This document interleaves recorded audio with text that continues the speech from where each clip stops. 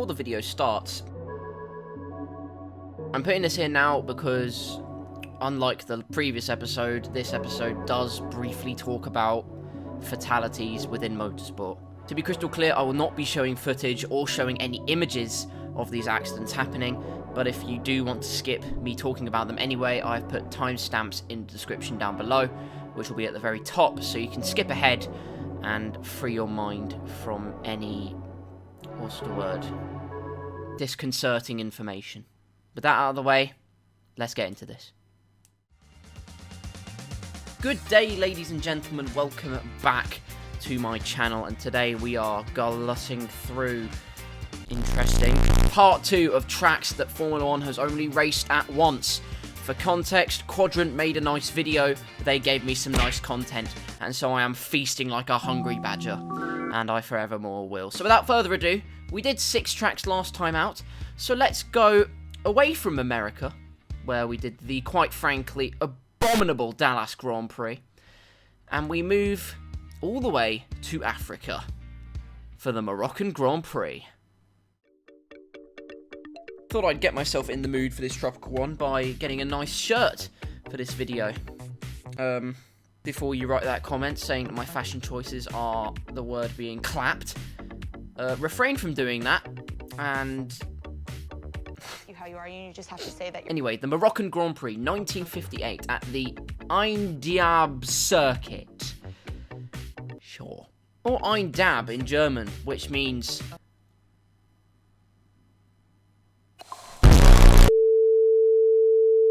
anyway, this was very much a road circuit in Casablanca in, obviously, Morocco. The track cut through a forest for some of it, and that's all I really have in terms of the track, so let's get into what this race meant. The heavy bit of news in this one being that it was the 1958 finale and the championship decider between Stirling Moss and Mike Hawthorn. Stirling Moss might well have had the high ground going into this one. Insert a view Star Wars meme here. But of course, everyone's talked about, or most F1 channels have talked about, where he got Hawthorn reinstated at the previous Grand Prix in Portugal, I think it was, for a, quite frankly, silly disqualification and a very good act of sportsmanship. Later, he was behind Hawthorn in the standings, but it was a fair fight. Between those two, a clash of the titans for sure. For context, Moss, he needed to win and get fastest lap. And Hawthorn needed to be no higher than third. That was the consensus for him. Hawthorn had to just be third, and or hope Stirling Moss didn't win the race, and or get fastest lap in order to win the championship. So basically, all potentially to play for, unless Moss combusted, which was a big occurrence in terms of reliability in the 50s. So anything could happen. Qualifying saw Mike Hawthorn take pole position, but would he maintain that at the beginning of the race? No, he wouldn't. Moss took the lead at the start, and Hawthorn dropped down, I think it was either third or fourth, which wasn't ideal, let's be honest. Hawthorn's teammate Phil Hill was in second with Tony Brooks in third. Hawthorn dropping down to fourth eventually with 25 laps in. That was the order. Moss was leading, Hawthorn was fourth. Everything was looking good for a Moss championship victory. Sorry. That was until Tony Brooks spontaneously combusted. By that, his car broke down, and so relinquishing third to Mike Hawthorn. And Ferrari being Ferrari, team orders were a regular occurrence, which is still a trend to this day. They instructed that Hill let Hawthorn through in order for Hawthorn to secure the championship, and the gap was so humongous it took several laps for the change to occur between them. But either way, to be honest, that was pretty much the race, if I'm honest. Moss won it by nearly a minute and got the fastest lap. And it still wasn't enough. Hawthorn took second place, and with that, the 1958 Drivers' World Championship. Fun fact, the 1958 season was also the first season where a Constructors' Championship was officially recognised, with the Van Wall team winning their first and only ever Constructors' Championship. So, all pretty good. All pretty good. But, this race was unfortunately marred by a much bigger tragedy. One of Moss's Vanwall teammates, Stuart Lewis Evans, crashed midway into the race. His engine seized and sent him heavily into the barriers, and while he managed to extricate himself from the car, he was pretty badly burnt. This track also caused another massive collision for a driver called Francois Picard, but he luckily recovered from his injuries after 6 months of incapacity, but he would not race again after this Grand Prix. Lewis Evans was then flown to hospital in Britain with the owner, Tony van der Velde, going with him. Unfortunately, he would succumb to his burns 6 days later. This is the unfortunate truth of F1 back in the 1950s and 1960s, a lot more so than today, thank God for the improvements in safety, because racing in the 50s and the 60s was it was a survival mission, not only a race. It was absolutely ludicrous. But the drivers knew what they were risking. There's an interview with Sterling Moss, if you watch it, where he said, "Death is something which frightens me, and by thinking of it isn't going to make it less likely to happen, therefore I don't think about it. It is a calculated risk, but there are unfortunate things which you can't calculate for, which are mechanical failures. I am not normally afraid of killing myself. I am frightened of being killed by something over which I have no control." Either way, Lewis Evans was fatally burnt by the accident, and this snowballed so that the owner himself of Vanwall, Tony van der Velde, terminated his involvement with the entire team, and close friend Bernie Ecclestone would cease involvement with Formula 1 until 1965. So that was the Moroccan Grand Prix. I haven't really got anything to say about it, apart from it was a pretty good championship decider. Well, not really. Okay, we move away from Morocco and back to Europe, back to the region, well, nation of Italy, to the Pescara Grand Prix. 1957, and the Pescara Grand Prix was held, you can guess where. Here on the cool original Doritos Grand Prix, the track itself was actually brought into scrutiny before the event had even begun, because the Mille Miglia earlier in the year had claimed the lives of 13 people. Enzo Ferrari himself stated that Ferrari wouldn't compete at the race, but Luigi Musso handed in a request and he approved it, so a single car would go for Ferrari. In fact, the Italian government had banned motor racing on public roads, but for some reason the race was given special permission by the government themselves for it to go ahead. And so, here we go. This track held unofficial races for Formula 1 earlier in the decade, but so non-championship ones essentially. And the race itself was only 18 laps long, and a lap was 16 miles long. 16! A total distance of 287.82 miles. For context, here's a list of things I can think of that are 287.82 miles. Right now. Also, a weird thing is many of the drivers hadn't driven the track before, so the way they got around this was they... what did they do? It was very much a power track, so the Ferrari SF1000 would have still come last. Not really a lot happened in this race at all. Moss won the race 3 minutes ahead of Fangio, with fastest lap under his belt as well.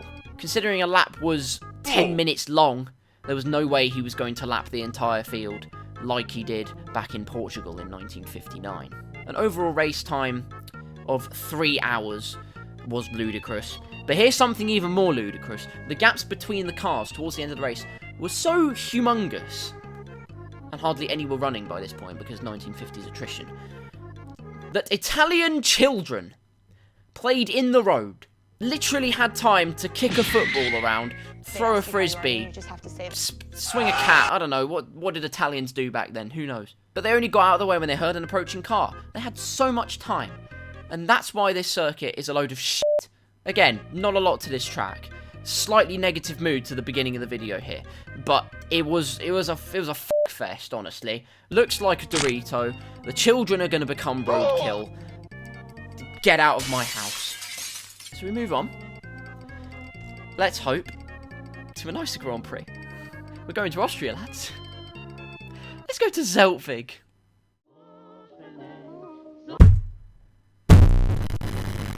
Oh, God, Zeltweg! So before the Red Bull Ring, we had this track in 1964, hosting the only race for Formula 1. Thank Christ. Zeltweg, the main airfield of the Austrian Air Force, which was used as a motor racing facility from 1964 to 1969. It hosted sports cars and also the 500 kilometers of Zeltweg. Here at the Floppy Cock Grand Prix, it was built in the same region as the Red Bull Ring, in the Styrian region. This track was only meant as a temporary venue for motor racing, while a purpose-built track was being constructed. I mean, let's look at the track map again. There's nothing to it. There's no character. There's literally nothing. You think the Tilke tracks today are bad? At least they look interesting. This had nothing.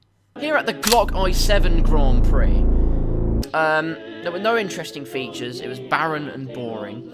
Phil Hill was put in a fiery accident. Luckily, he was thrown from the car, because seatbelts weren't compulsory back then. So he avoided the ensuing fireball, which is a blessing from the gods.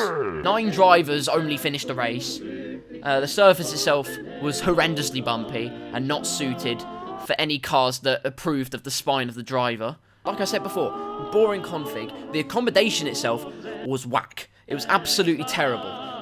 Bumpy surface, like I said, and humongous safety concerns. It was dropped after a year, and we luckily got the Red Bull Ring, so we don't have to deal with this shitty excuse of a Although, having said that, it did bring a couple of things.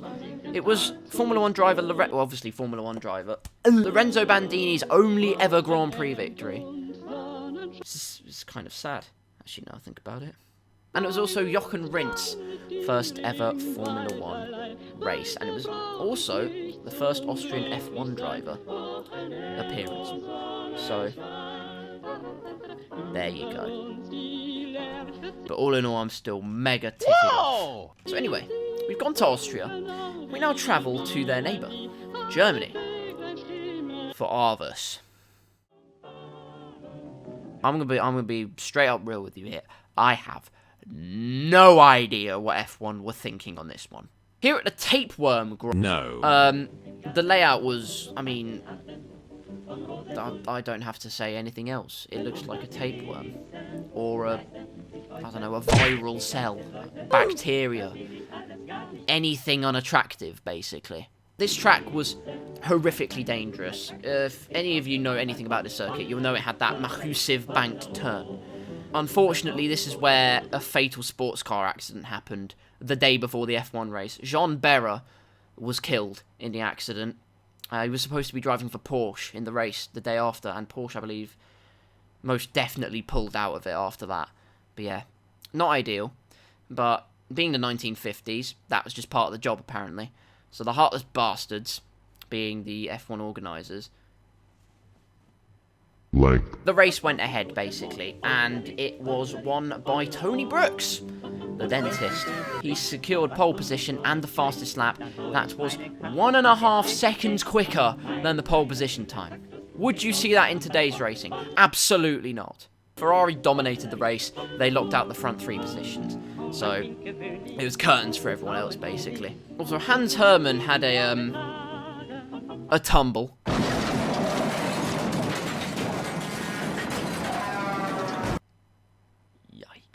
But he escaped completely unharmed, which we'll all be very pleased to know.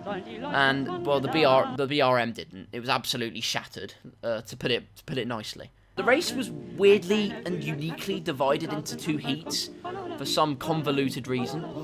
But on a more positive side, it was also the fastest F1 race ever recorded at that point, with an average speed of 143.3 miles per hour.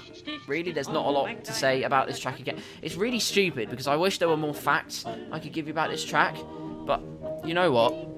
I'm a man of the people. I'm going to look on Wikipedia for you all. Hang on. 2 seconds later. This simplistic track consisted of a very fast straight down either side of a dual carriageway. Oh, f it. I'm gonna be real with you. I haven't got anything for this. Although, because of Hans Hermann's crash, he actually got the nickname Hans im Glück, which means Hans in luck. It's a fairy tale of Germanic origin, but it's quite cool, really. Well played. I don't think he really... You know what? He 100% meant to do that. Also, this race demonstrated inconsistency of the rules, saying that drivers who retired before the end of the Grand Prix should only be classified if they pushed their car over the line after the finish, which is stupid.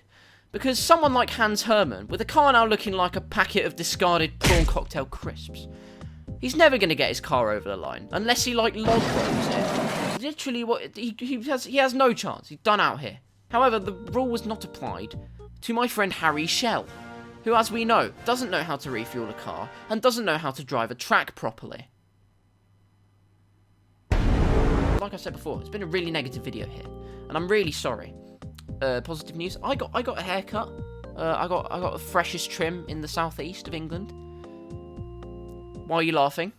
Anyway, we're going to move on to Germany's neighbours, to the west of them.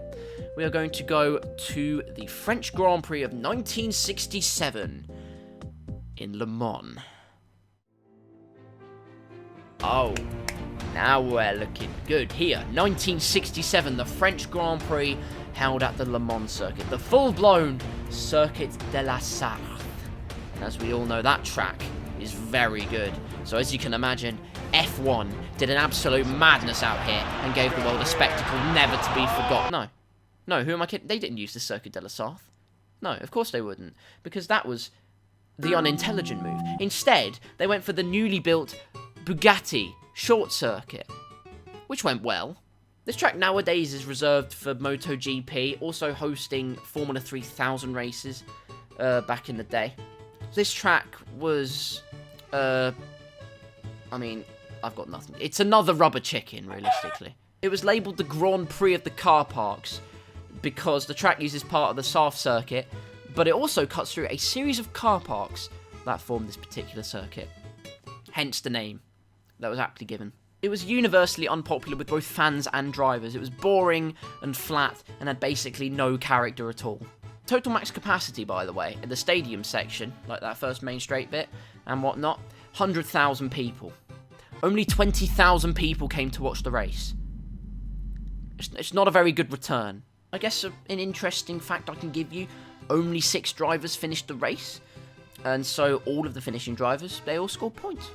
That's pretty good if you ask me. Also, the race was won by Jack Brabham, the defending world champion, as he won it in 1966 with his own team. So there's another fact for you all. The podium was completed by Denny Hulme and Jackie Stewart in his BRM.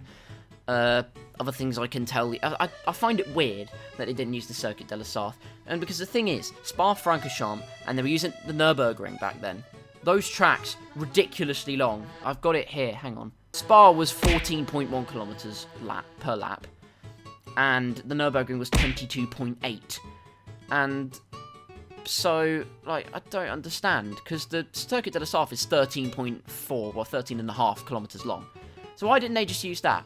And I'm sorry, the track looks like a rubber chicken that needs a hip replacement now I've looked at it again. It's really poor. I don't know what they were thinking with this one, either. Obviously, the terrible PR and the poorly filled grandstands meant F1 never returned. It was discredited forevermore, and rightly so. It was awful. So, we've had 5 tracks. All of them have been shit. Well, the first one was okay. Most of them have been shit. So, this final track had better be the cream of the crop. And we're going back to the UK. So as we all know, that's going to be a good race. And you'd be right, because it's at Donington Park. Heavens be praised! It's a good race! I have waited. How long have we been recording for? 28 minutes for this moment to arise. And we are finally here. The European Grand Prix of 1993, held at Donington Park. So far, it's the only Grand Prix to be held at Donington, which I find astonishing. This circuit also hosts motorbikes, British touring cars, truck racing. Sorry again. It basically holds quite a lot. And in fact, this might not have been the only time F1 went to Donington. In 2010, it was set to be the British Grand Prix, and a 17-year-long deal of a British Grand Prix at that, which would completely remove Silverstone from the equation. But it failed, because partially the financial crisis is a bitch, and secondly because Donington just couldn't raise the funds that were necessary.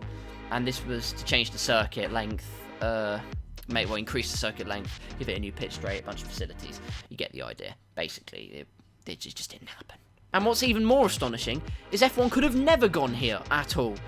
Here's why. If it wasn't for a failed Asian Grand Prix attempt at the Nippon Autopolis in Japan, this European Grand Prix may have never happened, which I find quite sad, but also a blessing in disguise, because my God, what a race we got. As always in qualifying in 1993, the Williams just absolutely shit on the rest of the opposition. Alain Prost and Damon Hill out qualifying all the others by over a second, which is ridiculous. Michael Schumacher in third, Senna actually starting in fourth place, but it was a rainy race. And as we all know, Ayrton Senna doesn't back down from a wet race without a fight. Peggy 3. This is regarded as one of Senna's finest ever victories, and potentially the best first lap of all time, as he went from 5th to 1st before the end of the first lap. And if you haven't watched it, I suggest you do, because it was bloody amazing, I tell you. Not only did Senna cut through the opposition like a hot knife through butter, he also got the fastest lap on lap 57. But there was a slight reason for this. This lap was set when he made an aborted pit stop. And if you look at the track layout, there's a shortcut through the pit lane. This is partly because there were no speed limitations in the pit lane in the race. And I believe these only started to come in the year after, in 1994. In qualifying and in practice, there were pit lane speed limits at the time, but not in the race for some weird reason. So Senna just went in, avoided a pit stop, fastest lap. I don't think that was his intention, but it's what he did. Other amazing things, it had that Sonic the Hedgehog trophy, which is interesting, in my opinion anyway. It's a shame that this track never came back, because it gave us actually a pretty good race. It was nice and technical. The race was, of course, rainy, so that helped it, but it was brilliant. And yeah. What a shame. And now we have an honourable mention to finish off the video. Jeddah, the Saudi Arabian Grand Prix. Because I'm projecting. You see, that's what you call a big race. Saudi Arabian Grand Prix. I mean, by the time some people watch this, it'll be the one time. So let me make a few bold predictions for you. Hamilton's going to win the race. Red Bull are going to be pretty fast in qualifying, but then in the race they're going to capitulate anyway because they have a shoddy work ethic and a poor inter-team relationship. Bottas will probably hold up his teammate as he tries to swamp Red Bull in every single manner. Alpine will mess up the strategy again. Carlos Sainz will get a podium. There's a bold prediction for you. And Mick Schumacher gets fastest lap. And Mazepin spins. But yeah, that's it. We've made it. All 12 tracks, possibly 13. Actually, no, it will be 12 because Portimao's just had a second race. I can't win. But all 12 tracks, as of the time of the first recording, that have only held one singular F1 race. If you did go on to enjoy this, slap a like on the video and also subscribe, because it would really help me out firstly, and it would show that I'm doing the right thing.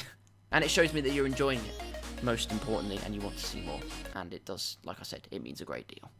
Until whatever F1 topic or other topic I decide to delve into, once again, thank you so much for watching this video.